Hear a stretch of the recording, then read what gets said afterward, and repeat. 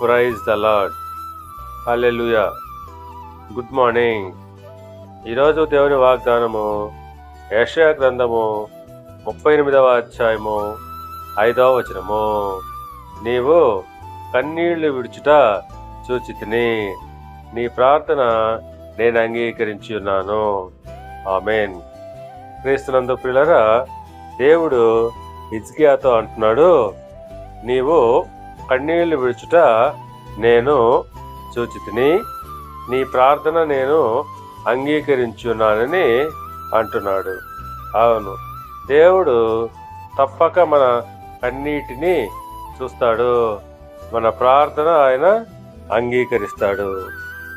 యెషయా గ్రంథము 30వ అధ్యాయము 19వ వచనముతో పోల్చి చూచినట్లయితే, జనమా నీవిక ఏమాత్రము కన్నీళ్లు విడవవు.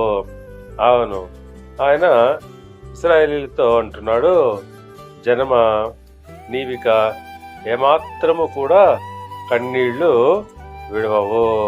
నీ మొర నేను విని ఉన్నాను, నీకు ఉత్తరమిస్తానని అంటున్నాడు. కనుక ప్రియులారా, మనము కన్నీటితో దేవునికి మొరపెట్టినట్లయితే తప్పకుండా ఆయన మన ప్రార్థన అంగీకరిస్తాడు.